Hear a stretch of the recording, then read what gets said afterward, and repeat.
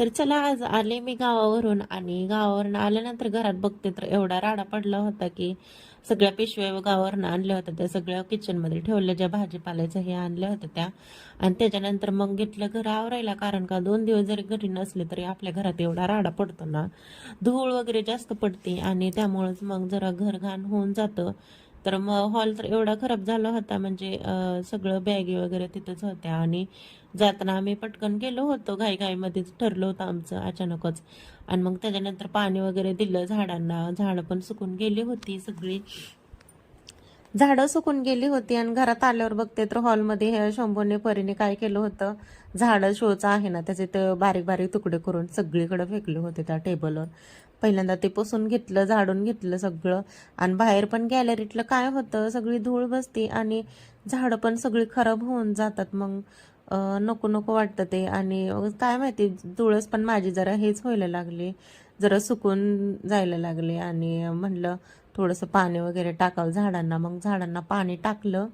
आणि त्याच्यानंतर मग मी घरात आले आणि घरात आल्यानंतर मग सगळं हॉल हा झाडून पुसून घेतला. आणि परीचा शूज ही शाळेचा धुवायचा होता मला, म्हणून मी तो तसंच झाडून काढत काढत धुवायला पण टाकला तो. आणि त्याच्यानंतर मग ह्यांनी म्हणले चल जाऊ बाहेरच नाश्ता करून. मग बाहेर गेल्यानंतर मग कसं होतं, आपण गावावरनं आल्यावर इच्छाच होत नाही करायची, कारण काय राडा हा उरकूनच एवढा दमून जातो आपण. म्हणून म्हणलं की दमून गेले होते मी, म्हणून म्हणले की चल जाऊ आपण बाहेरच नाश्ता करू. आणि नाश्त्याला बघा मी इडली आणि डोसाच खाल्ला. आणि त्याच्यानंतर येता येता दूध घेऊन आले आणि मग पीठ मळायला घेतलं, कारण का शंभूचा टायमिंग आज झाला होता आणायला त्याचा.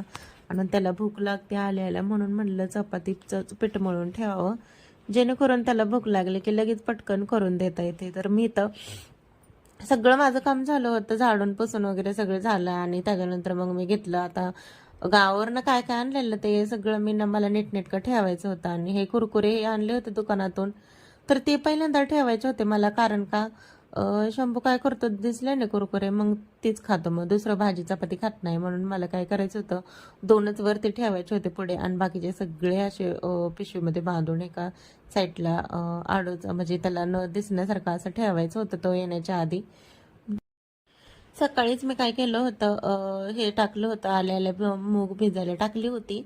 आणि त्याचेच मग शंभूला मला वाटून मिरची वगैरे लसूण टाकून त्यालाच मी पराठा करून देणार आहे.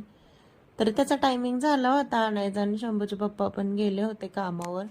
तर त्याला घेऊन आले मी आणि आल्यानंतर मग मी घेतला पराठा करायला आणि त्याला खाऊ घातला.